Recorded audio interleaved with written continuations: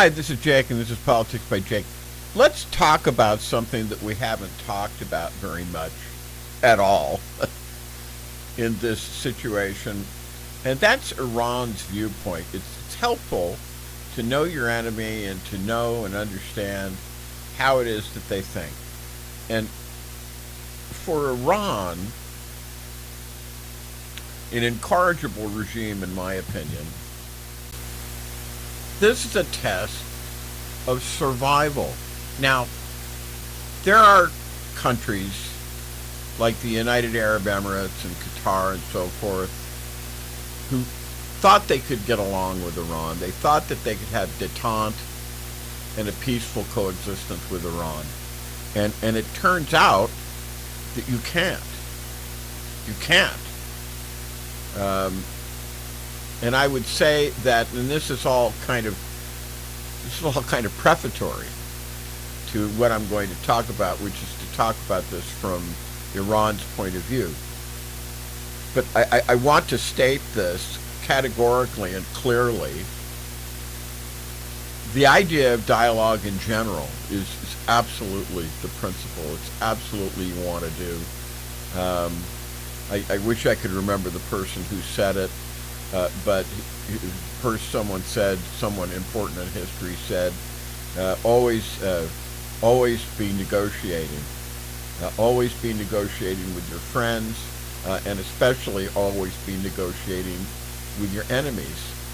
So the idea of dialogue, it's important. It's just entirely important. But as with Hitler in 1938, as with Stalin, pretty much all of his career, there are certain regimes that are so depraved, and I'm quite serious about this. Even though we're going to be talking about this from Iran's point of view, I want to be clear about how we at Politics by Jake feel about this.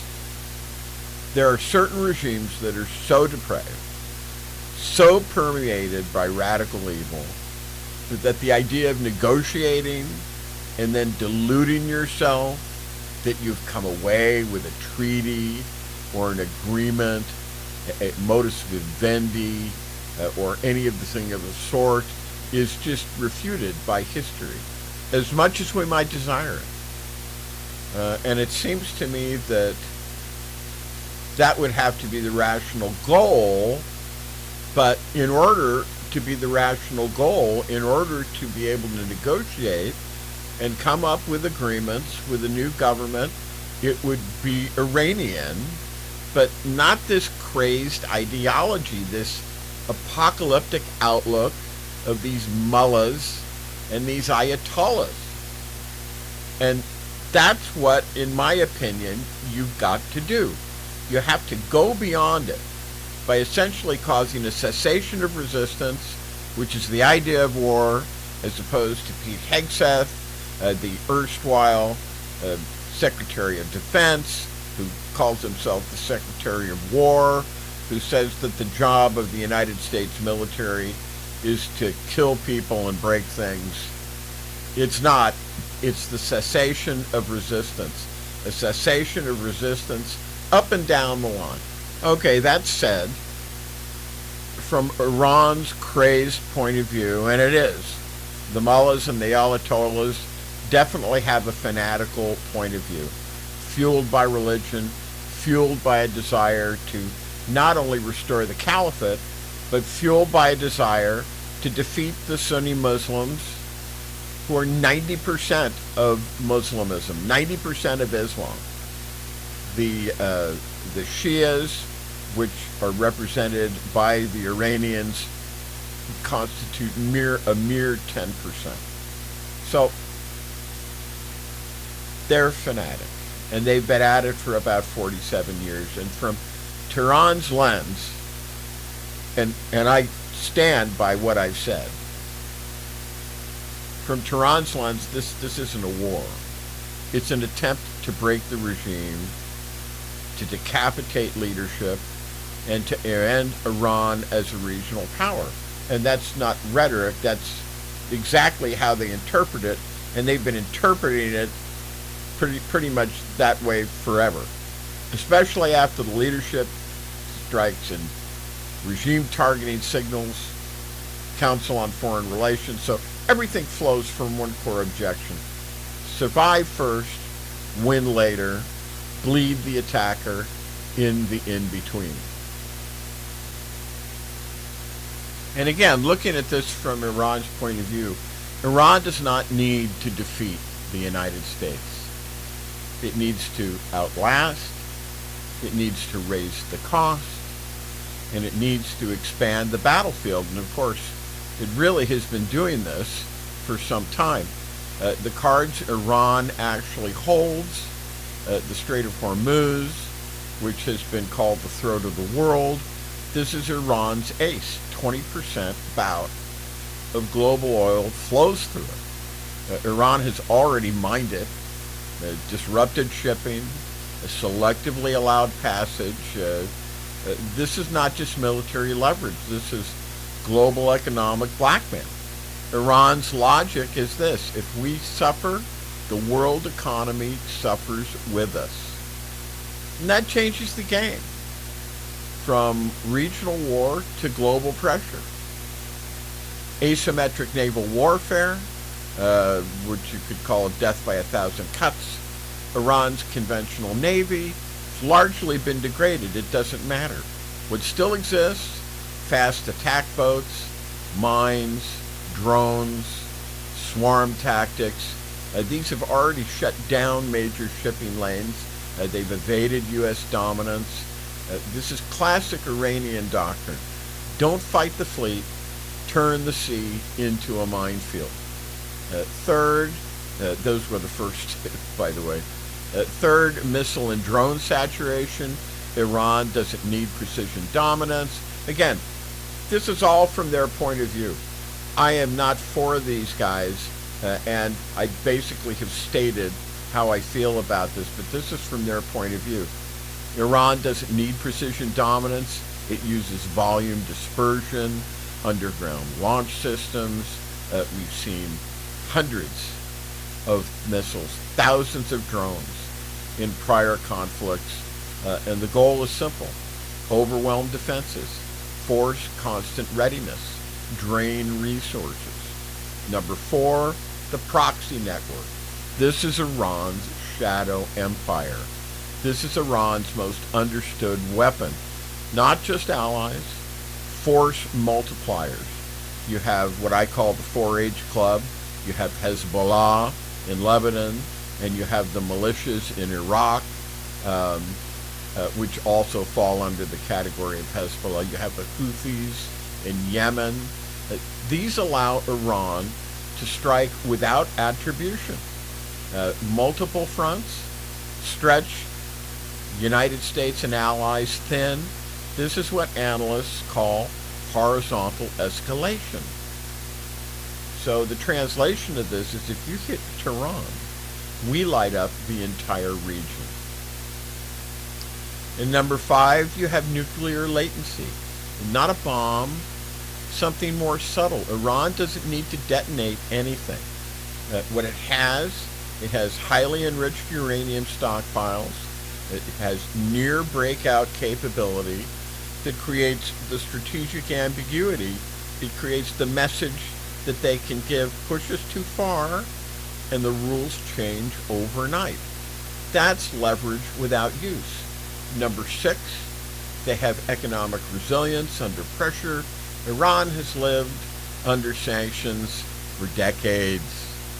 That means it already operates in a constrained economy, and it knows how to survive.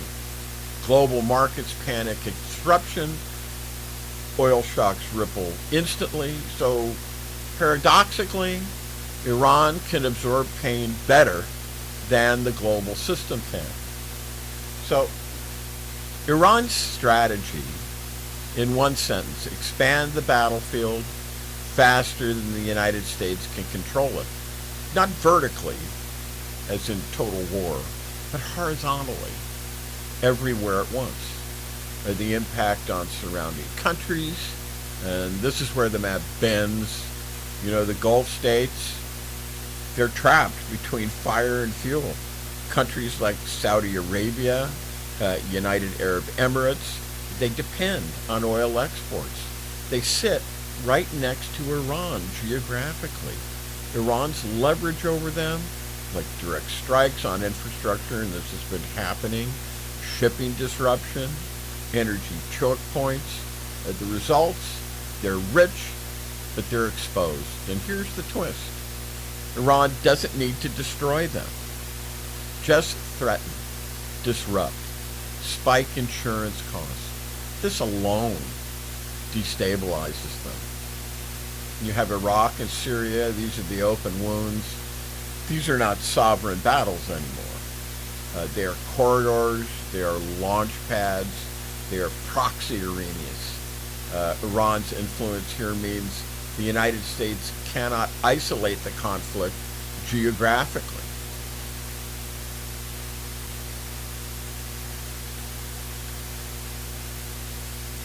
It bleeds outwards automatically. Then you have Israel, the pressure points. Israel becomes the forward edge of escalation. Iran's calculus, direct strikes equal risky proxy strikes by Hezbollah, equal scalable. This is the most dangerous escalation channel. Multi-front war becomes possible overnight. Turkey, quiet opportunist.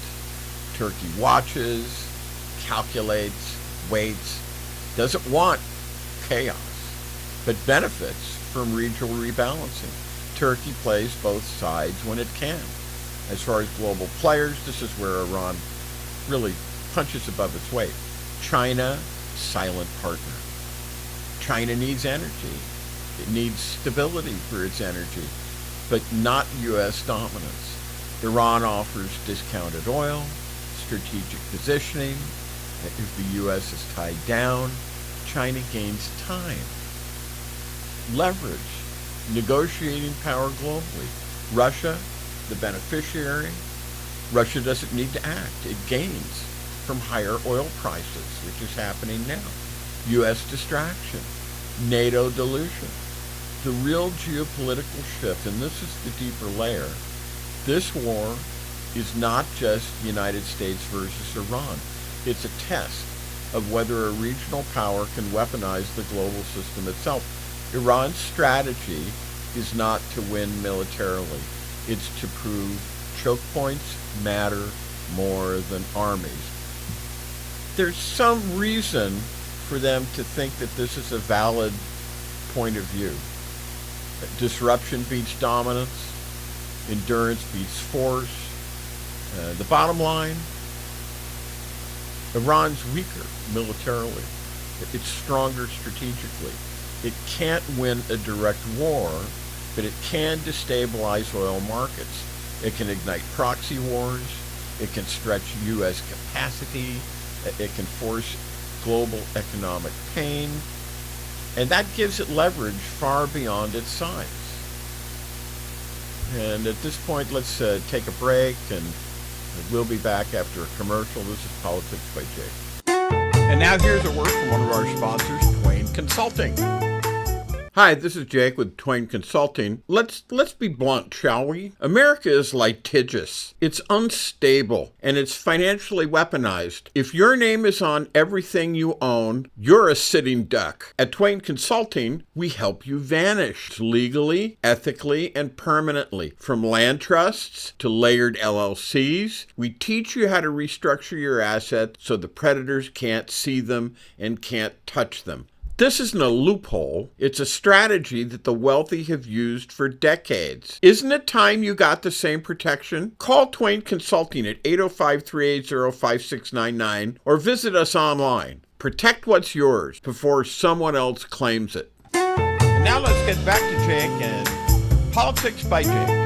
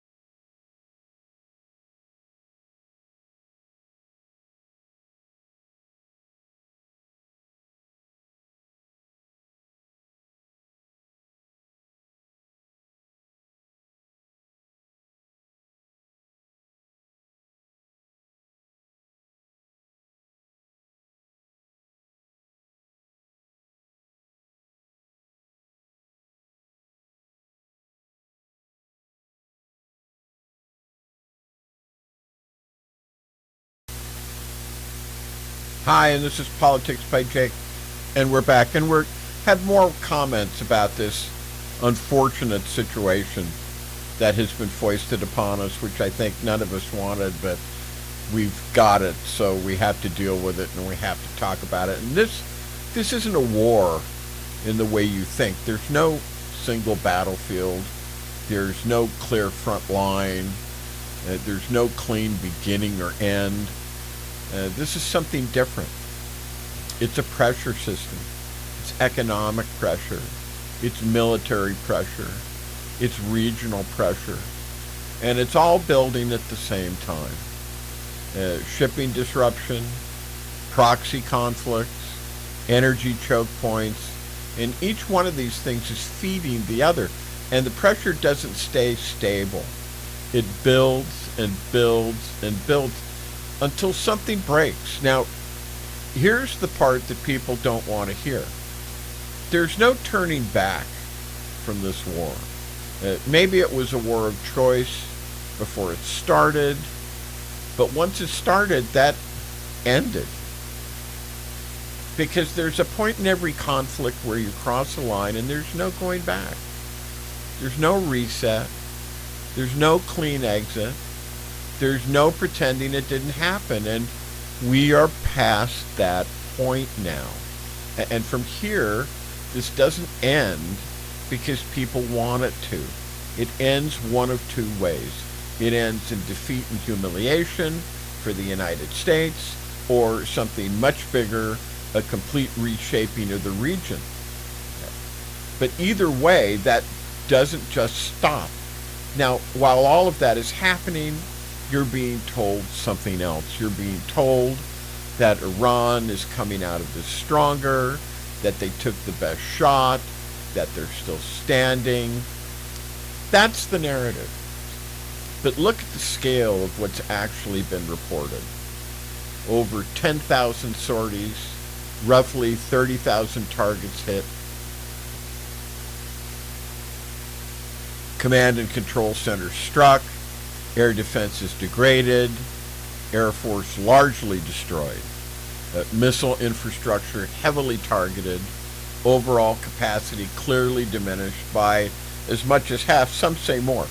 It's unclear right now, but probably at least by half.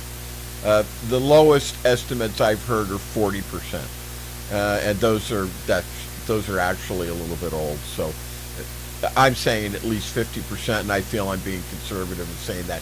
The naval assets have been hit. The Navy's largely destroyed. About half of the leadership has been taken out. Now, step back and think about that. Dialogue is always the ideal, as I said, but there are regimes throughout history, and this regime is one. This is not a normal system. You're dealing with a regime that's ideological, they're fanatical, and they're very comfortable, almost proverbially so, operating through deception. So, of course, they're going to project confidence. Of course, they're going to say they're stronger and try to foist that idea upon others. That's part of their play. But you have to separate two things: what they say and what's actually happened to them. Because taking that level of sustained damage, that's not strength. That's a system under pressure. Standing, sure, maybe we took the shots and we're standing, but that's not the same as strength. Surviving is not the same as winning.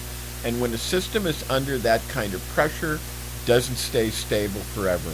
Sooner or later, pressure demands a reckoning. Now, zoom out. No, don't zoom out on me. Zoom out on the situation. Because this doesn't stay contained. It never does. You think this is just the United States in Iran? It's not. The moment this escalates, it spills into Iraq, into Syria, towards Israel. Obviously, that's already happened. Across the Gulf. Obviously, that's already happened. And now countries that didn't start this are suddenly inside it. And obviously, again, that's already happened. Oil becomes a target. Shipping becomes unstable. Tensions spike overnight. That's how wars spread. Not by an announcement, but because the map can't hold them. And that brings you to the real lever in all of this. One narrow channel controls roughly 20% of the world's oil. Strait of Hormuz. And here's the key. It doesn't have to be shut down, by the way. It just has to be disrupted. A few mines, a few attacks, little uncertainty, and suddenly oil prices spike, shipping slows, markets react instantly. That's not a military victory. It is leverage, however. And that's how you choke the system. And here's the mistake people always seem to make. They think this ends quickly. Weeks, maybe months. That's not how this works. You don't bomb a system like this and expect it to collapse overnight. You don't hit a regime and expect immediate change. That's not strategy. That's impatience. If this thing goes the way these things usually go, you're looking at something much longer, measured in phases perhaps, measured in pressure, measured in time. And of course, I know we have a truce right now. We have a ceasefire right now. The lanes have been open for shipping. This is all a great thing. We're talking about this, looking back on it, and talking about what potentially could happen. A year would not be unrealistic. This isn't a quick strike. This is a process. Because ideally, we want the map of the region changed. And processes don't end just because people get tired of them. Now, take it one level deeper. If the United States steps back from this, who fills that space? Because somebody will, you know. Power doesn't disappear. You've heard that old saying, have you not? Power abhors a vacuum. It gets replaced. And you've been told that global leadership is a burden, and it is. It is. And the United States assumes that right now. But that's only half the truth. Because it also comes with something else. It comes with freedom. It comes with influence. And it comes with the ability to shape what the world becomes. And that's not nothing. That's power with purpose. So the real question isn't whether leadership is hard. The question is, if we don't do it, who does? Because they're not stepping back. They're stepping in. And when somebody tells you, come into my parlor, I'm reasonable, like Putin to Europe or Xi to Europe, you'd better ask yourself, who's the spider and who's the fly? And this is Politics by Jake. At this point, let's take a break, and we'll be back. And now here's a word from one of our sponsors, Twain Consulting.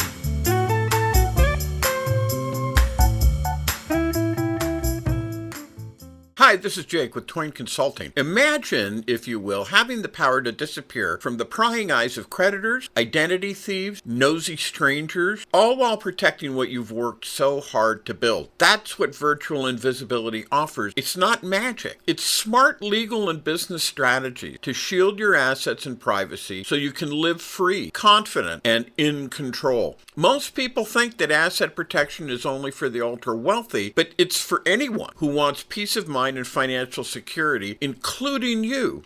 Don't wait until it's too late. Take control now. Call me at 213-465-0639 or go to facebook.com/Twain Consulting to learn how virtual invisibility can protect you and your family, because when you're invisible to risk, you're unstoppable. Now let's get back to Jake and Politics by Jake.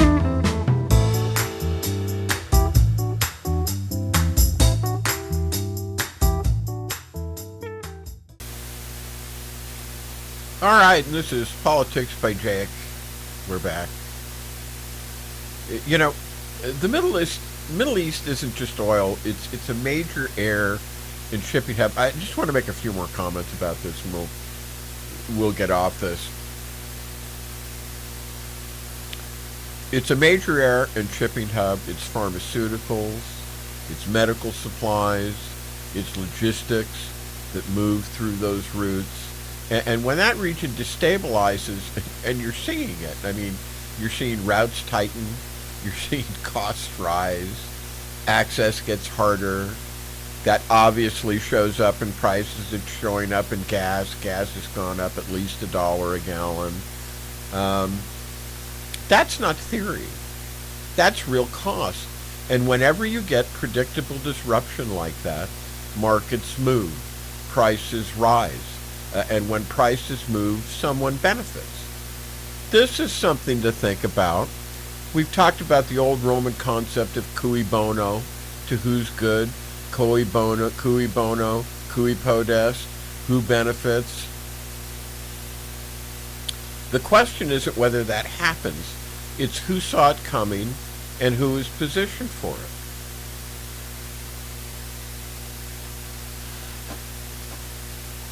it. All right, that's basically enough about that. I wanted to move now to another domestic issue. There's a case now moving through the Supreme Court of the United States that really goes right to the core of what citizenship even means in this country. The 14th Amendment says, all persons born or naturalized in the United States and subject to the jurisdiction thereof are citizens. Now that sounds straightforward, and for over a century it has been treated as straightforward. But now, and this is the problem, President Lincoln said with regard to the amendments and what was being done, he made the statement, and this was shortly before he died, that all of these things are to be considered not just because some people want to think that all of the things that are coming out of this are just for this present time. And he said, no, this is for all time. But unfortunately, you have these things being challenged now. An argument is being made that those words, subject to the jurisdiction thereof, don't mean what everybody thought they meant. And once you start reinterpreting language at that level, you're not just adjusting policy. You're redefining the structure itself, because this really isn't about immigration. It's about whether citizenship is automatic or conditional, whether it's anchored by birth, used solely, the law of the soil, or subject to interpretation by whoever happens to hold power at the moment. Now, let me bring you up to speed, okay, on what's actually happening, because this isn't theoretical anymore. This is it's before the Supreme Court right now. An executive order was issued attempting to redefine birthright citizenship, specifically to say that if the parents are undocumented or here temporarily, then the child, even if born in the United States, is not automatically a citizen. And as I said, that runs directly into more than 150 years of understanding of the 14th Amendment. And not just understanding, precedent. The key case here is the United States versus Wong, 1898. And what the court said in that case very clearly was that if you are born on United States soil, like I said, jus soli, you are a citizen, with very narrow exceptions. Children of diplomats, for example. So now the question becomes, can you undo that? Not with an amendment, not with legislation, but with an executive interpretation. That's the case. That's what's being tested. Now, here's where it gets interesting, because the Supreme Court heard arguments recently and something unusual happened. The president showed up. That's right. The current tenant of the White House, Donald Trump, showed up, sat in the courtroom, watched the proceedings, and then, after the government side had presented, he left. Now, that's not illegal, of course, but it's not typical. Presidents don't usually sit in on Supreme Court arguments, especially in cases involving their own actions. So, what you're seeing here is not just a legal dispute. It's a signal. And I've talked to you before about how if you go to Washington, D.C., and I've talked to you about how greatly disturbing this is to me, because it smacks of 1984. It smacks of Orwellian. That the Dear Leaders banner, and it's not merely a photo, it's not merely a flag, but it's a giant banner that hangs from several departments of state, like the Department of Justice, that has a scowling, serious Trump on it. And it's plain to see. You can't miss it. So this is what I mean. It's a signal. Him showing up is a signal to try to intimidate the court, to try to create fear if in fact he could do it. And several of the justices were appointed by him. Now, how did the court respond? From what we've seen, from the question asked, there was quite a bit of skepticism, and not just from one side. Even justices you would expect to be sympathetic, they were pressing the argument. They were pushing on it, questioning whether this interpretation actually fits the text of the previous 1898 case, or the history, or the precedent. And that matters, because the argument itself hinges entirely on that phrase, subject to the jurisdiction thereof. The claim is being made, or I should say the claim being made, is that this does not apply to everyone born here, that it excludes certain categories of people based on the status of their parents. But the counter-argument, the traditional reading, is that jurisdiction means legal authority.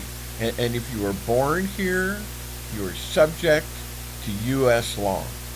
You can be arrested, you can be prosecuted, you are under the jurisdiction. And that's been the operative definition for generations. So what's really happening here, it's not a dispute over facts. It's a dispute over interpretation. And here's where you need to slow down. Slow this down and think about it. Because this is where people miss it. Once you say, oh, well, that phrase doesn't mean what we thought it meant in 1898 and what it has meant since 1898, you've opened a door, haven't you? Because if this can be reinterpreted, what else can be? And this is just really important. If citizenship, which is about as foundational as it gets, can be redefined by interpretation, what else can be? Or maybe the thing to say is, what else can't be? Speech? Due process? Equal protection? So, this is not about agreeing or disagreeing with the immigration policy. That's not the level that this is operating on. This is about whether the meaning of the Constitution can shift based on who is interpreting it at a given moment. Now there's another layer here too, and this one is quieter, but it's just as important. lower courts, federal courts, they all blocked the executive order. They issued injunctions. They said, this is very likely unconstitutional. And the lower federal courts, notwithstanding that Trump has definitely appointed many of the justices, they're all standing on the Constitution. They're not allowing themselves to be intimidated like Trump tried to do when he appeared at the Supreme Court during that hearing. But the Supreme Court, in other recent decisions, has been pulling back on the ability of lower courts to issue nationwide injunctions. And that means, even if something is challenged, even if it's likely unconstitutional, it may not be stopped everywhere at once. So now you've got two moving pieces, don't you? One, can the executive reinterpret constitutional language? And two, can the courts effectively stop it in real time? And those two together, that's where the pressure is. Now, step back, because this is where the larger pattern comes into view. Systems don't usually change all at once. They change through interpretation, through pressure, through, edge cases, through testing limits. You don't wake up one day and find everything different. You wake up and you realize that the meaning of something fundamental has shifted. And once that shift is accepted, it does become the new baseline. That's how systems move. Not with declarations, with reinterpretation. So the real question here is not what happens in this one case. The real question is what principle is being established. Is citizenship something that is defined clearly, structurally, predictably, based on birth? Or is it something that can be reinterpreted, qualified and adjusted, based on circumstances and decisions, made at the top? Because once it becomes the second, it doesn't stay contained. It expands. And that's the part people don't see coming. They think, well, this is about one issue. No, there's something more subtle here, like I said. This is about a method. And once a method is established, it can be applied elsewhere. That's the pattern, you see? And if you're watching this as just another political fight, which it is, but if you're watching it as just another political fight, well, you're missing it. Because this just isn't politics, this is structure. And when structure starts to shift, everything built on top of it moves with it. And that's what's at stake. And this is Politics by Jake, and at this point, let's take a break, and we'll be back. And now here's a word from one of our sponsors, Twain Consulting.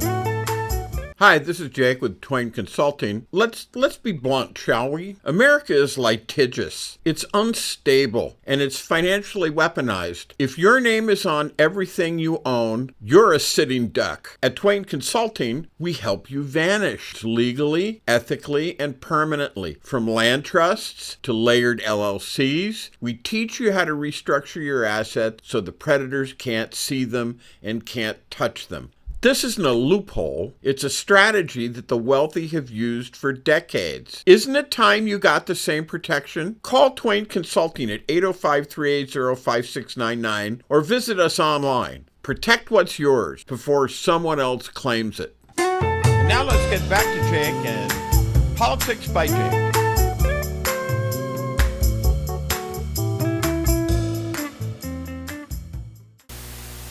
All right, and this is Politics by Jake, and we're back. Thank you. Welcome to the show. Welcome to all you who are listening to the show. We have people who come and listen to the show. We have them make comments. I love the comments. Some of the comments are one way, some of them are another, some of them are pejorative, some of them are supportive. That's great. I love all the comments. Don't stop making them. One of the glories and the beauties eternally of the United States is the freedom of expression. And we love that. And so that's something that we want to be a part of the show. So we've been talking about power. We talk about power a lot on this show. There's something people misunderstand about power. They think it's about numbers. It's not necessarily. Small groups can control much larger populations if they occupy the right positions. The courts, the media, executive authority, those are pressure points. And once you control the pressure points, you don't need majority support. One of the things that has been speculated for a long time, and I think it's legitimate, that Trump is a base support guy. He only has about 30% of the people who support him. But that's all he needs. It works for him. And that's kind of the point that I'm talking about here, that I want to talk about for a minute. You just need enough control to shape outcomes, and this has worked for him. And it would be interesting to get into a discussion about his base as opposed to the people who he actually, because he doesn't care about his base. I mean, he cares about them, but he only cares about them so far as they go. He's really interested more in the oligarchs. He's interested in the money power. He's interested in the people who can facilitate him and give him what he wants, which is to just get as much as he wants. So that's how it works, though. When something looks like it's everywhere, it usually isn't. It's concentrated. Concentration of power is what changes everything. Now, take that one step further, because this is where things start to turn. When dissent gets reclassified, everything shifts. When protest becomes terrorism, law becomes control, because now it's not about what you did. It's about what can be called. And once that definition moves, anyone can cross that line. You don't need mass behavior change. You just need a change in classification. And in this existential situation that we find ourselves in the United States right now, this is a crucial understanding to have. You just need a change in classification. We just talked about that with regard to the Supreme Court case on birthright citizenship and the 14th Amendment, of something that's lasted for 150 years, hasn't even been thought to have been changed.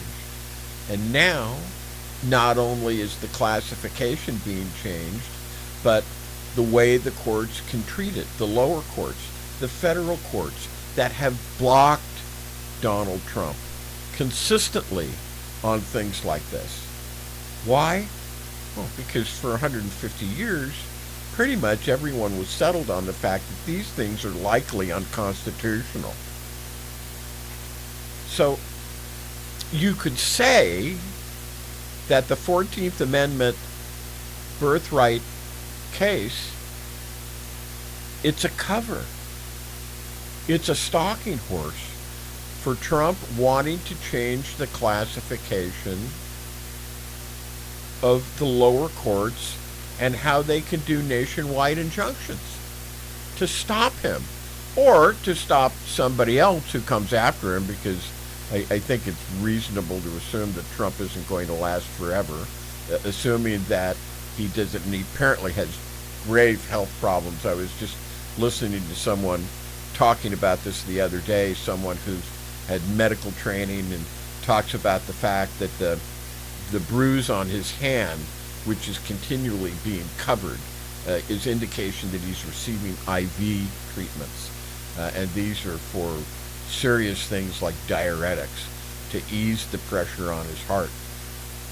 I'm not going to go into this now. This is an interesting thing that we could talk about. I'm not going to go into it now because we're talking about other things. That's something that we might talk about. But they're trying to change the classification.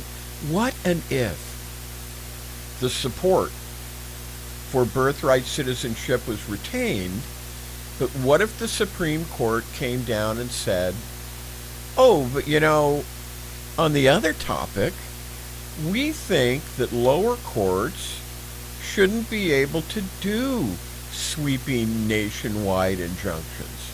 What about that? Would that be a victory for the forces that Trump represents, so that they couldn't stop him if he did an executive order? Do you see? This is another imperial presidency. This is another idea of the unitary executive that arose first, arguably, under Richard Nixon, who was arguably the last imperial presidency that we had. And this is clearly another. Trump clearly operates in this venue. He doesn't support the aims of the Constitution. He wants to be a king. He's done many illegal and extra-legal actions, including the recent war against Iran, undeclared, didn't go to Congress, just went ahead and did it. And because he knows, and he was taught this, by the way, by his mentor, Roy Cohn, now passed away, but you use the courts because the courts are so slow that you can do what you want in the first instance, and it may take years to get a disposition from the court saying that you were wrong. And in the meantime, you've done it. So in other words, he's weaponized the system, hasn't he? So right now he's doing a need for a change in classification. And so the birthright citizenship situation can, as I said, be seen as a stalking horse for this other change in classification. And that's the mechanism. People don't disappear overnight. They hesitate, they pull back, they start calculating risk, and they decide that it's not worth it. That's how dissent disappears. Not all at once, just enough pressure at the right points that, people choose silence. And once that happens, you don't need numbers. You already have control. And this is Politics by Jake, and we'll be back. And now here's a word from one of our sponsors, Twain Consulting. Hi, this is Jake with Twain Consulting. Let's be blunt, shall we? America is litigious. It's unstable, and it's financially weaponized. If your name is on everything you own, you're a sitting duck. At Twain Consulting, we help you vanish legally, ethically, and permanently. From land trusts to layered LLCs, we teach you how to restructure your assets so the predators can't see them and can't touch them. This isn't a loophole. It's a strategy that the wealthy have used for decades. Isn't it time you got the same protection? Call Twain Consulting at 805-380-5699 or visit us online. Protect what's yours before someone else claims it. And now let's get back to Jake and Politics by Jake.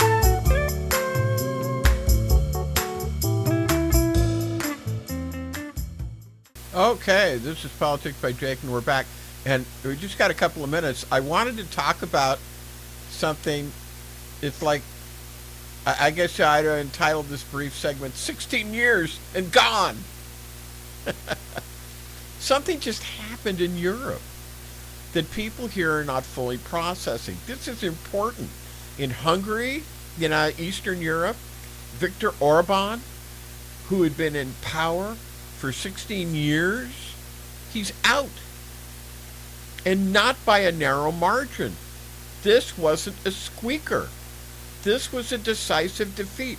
And, we talk about on this show how politics is not local, it's worldwide. And as a matter of fact, I have some comments by people with regard to how the United States is being viewed and all of these things. And that has consequences worldwide. In advance of the election, J.D. Vance, he of the hillbilly elegy, he of the criticizer of the Pope, flew to Hungary, unbelievable, to campaign for Orban, and he lost anyway. This was a decisive defeat.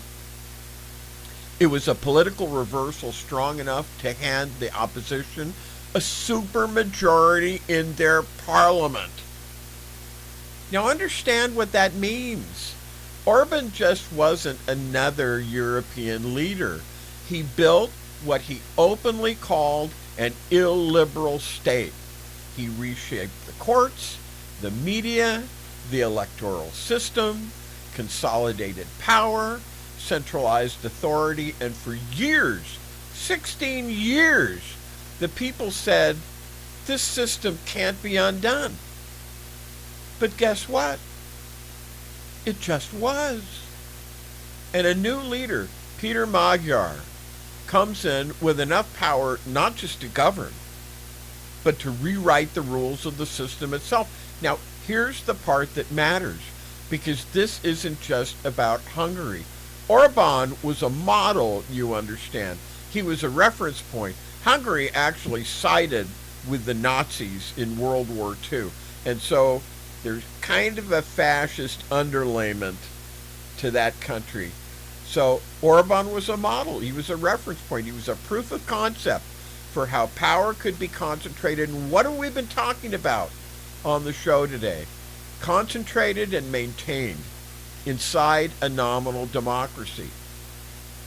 And now he's been removed by voters at scale.